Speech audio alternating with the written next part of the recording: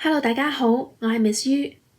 其實除咗教小朋友之外呢，我對音樂課程設計都好有興趣嘅。有陣時會去睇下唔同國家嘅音樂課程啦，有陣時又會去學下教學法咁樣。一路好想思考嘅就係，音樂雖然喺教育系統裡面已經有佢嘅位置，但係呢，我覺得佢嘅定位或者佢嘅角色其實都好模糊㗎。每一堂課嘅內容好取決於老師嗰個強項，譬如話演奏家出身嘅老師，佢哋就會做多啲技巧上面嘅磨練啦；作曲家出身嘅老師可能就會着重多啲創作或者創意嘅活動。有啲老師就會覺得音樂嘅欣賞係好重要嘅，咁佢哋嘅課堂就會多啲聆聽啊，多啲音樂導賞嘅環節。咁當然呢三個環節喺音樂教育裡面都係缺一不可嘅。但係我自己就會覺得，其實喺教科書以外，我哋可唔可以俾小朋友睇到嗰個音樂世界呢？所以我自己呢，去設計課堂嘅時候呢，除咗跟住書教之外，都好在意一啲環節，就係同小朋友分享一啲音符或者書裡面嘅歌詞以外嘅音樂世界。咁今日分享嘅一個故事呢，就係其中一個例子啦。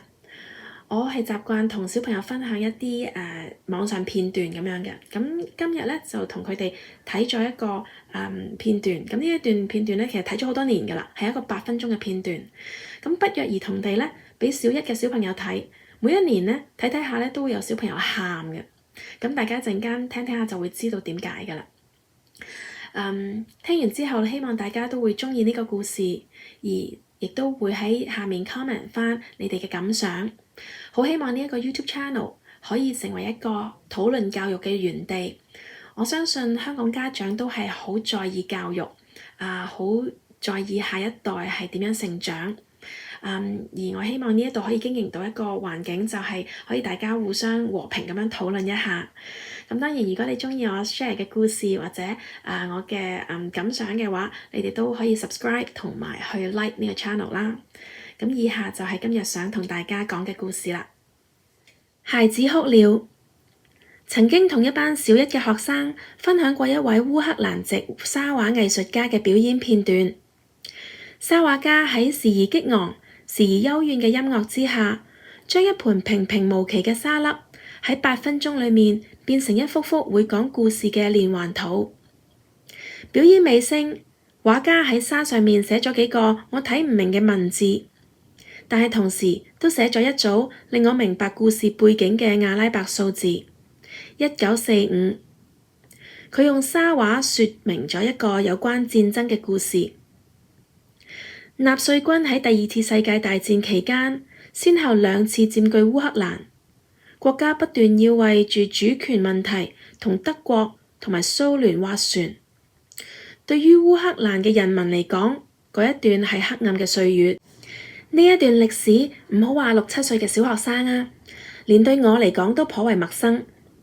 雖然我喺播放之前都猶豫過一下，怕話題太深奧，小朋友唔能夠明白，但係最後都選擇同佢哋分享。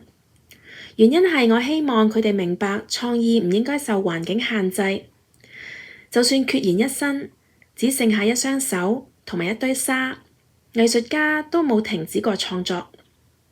再者，背景嘅音樂好出色，成個表演嘅觀賞度極高。影片開始，小朋友望住熒光幕，睇住嗰一盤散沙慢慢變成一幅幅漂亮嘅圖畫。小朋友都驚訝得說不出話來，有啲擘大個嘴，有啲皺住眉頭。我最鍾意喺呢個時間偷偷望住佢哋。小朋友面上面嗰副好認真投入嘅表情，都會令我好感動。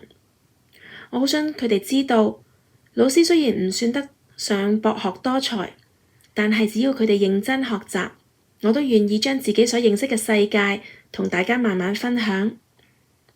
表演去到中段，課室傳嚟一陣不尋常嘅聲音。我望一望，原來有小朋友開始喊啊！我唔出聲，決定先讓佢哋繼續睇落去。8分鐘嘅演出完結啦。我關掉熒光幕，走到課室嘅另外一邊開燈。小朋友冇好似平時咁樣有一陣好似電影院散場嗰種嘈雜聲，因為佢哋個個都喺度沉澱緊。然後我懶輕鬆咁樣問：點啊？鍾唔鍾意啊？佢哋靜靜點頭，似乎意識到呢種鍾意有啲另類啊。小朋友都鍾意玩，鍾意買玩具，鍾意食朱古力、雪糕等等，從來討佢哋鍾意嘅都係一啲令到佢哋會微笑嘅事情。所以佢哋唔明白，明明頭先睇咗一段令人傷感嘅故事，冇人笑得出，但係自己又確實鍾意到想睇多一次喎。對6、7歲嘅小朋友嚟講，呢一種係比較複雜嘅感受。於是我話咗畀佢哋聽，有啲關於呢個故事嘅背景，然後開始畀佢哋問下嘢，聽下佢哋抒發一下自己嘅情緒。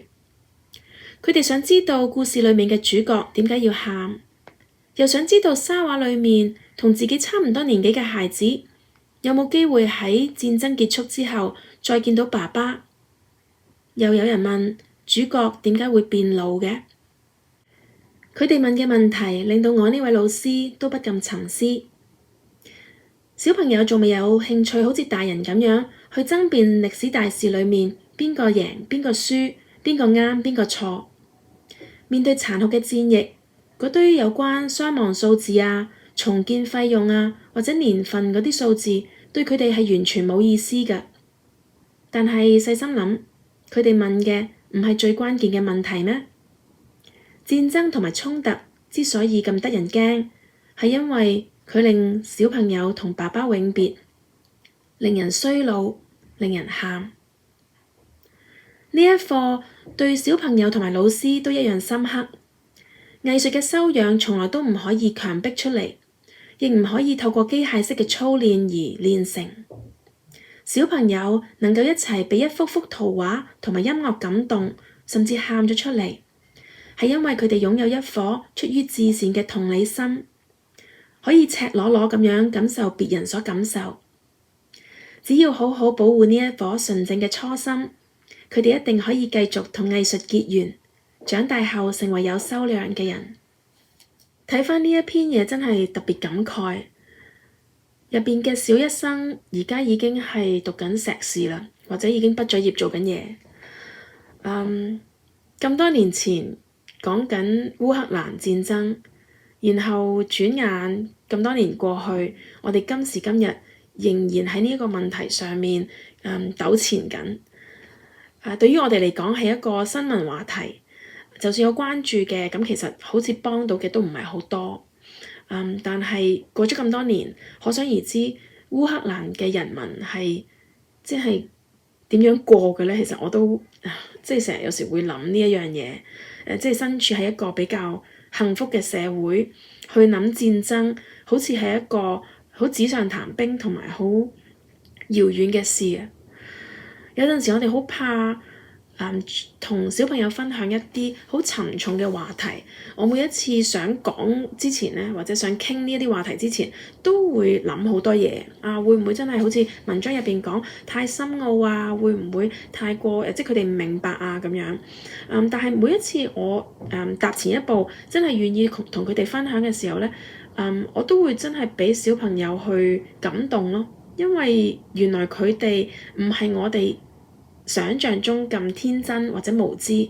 其實雖然係講緊可能小一學生、小二學生，佢哋對呢個世界都係好有感覺㗎啦。而我相信佢哋嘅感覺可能比我哋更加深。點解成日想做一樣嘢，就係希望大人可以學習聽小朋友嘅聲音呢？就係因為佢哋嗰個心係好清澈，可能佢哋真係會睇到一啲我哋睇唔到嘅嘢。所以今次畀大家一個功課啊，又我哋諗下自己切身啦，生活裡面或者睇到外在，即係一啲新聞上面啊，我哋見到會皺眉，會覺得難受嘅事情，不如試下喺餐桌上面或者喺睡房裡面，覺得適合嘅時候，試下同自己嘅小朋友傾下。唔係要揾答案，亦都唔係話真係想要跟小朋友學嘢喎，講到咁誇張，而係可能我哋願意分享嘅時候，小朋友會覺得，咦，大人會同我講呢啲嘢嘅喎，佢哋會感受到一份尊重，而呢一份尊重一定係會還翻俾你嘅。所以唔係因為咗要還而做啦，當然咁，但係我覺得如果我哋大人可以喺適當嘅時候俾佢哋睇到呢個真實嘅世界嘅情況尊重佢哋嘅意見，其實喺屋企裏面或者喺班房裏面嗰種互信同埋互相尊重係會一定更加深入，而係小朋友同埋大人都係會得益咯。咁今日又講到咁多啦，下次就再傾啦，拜拜。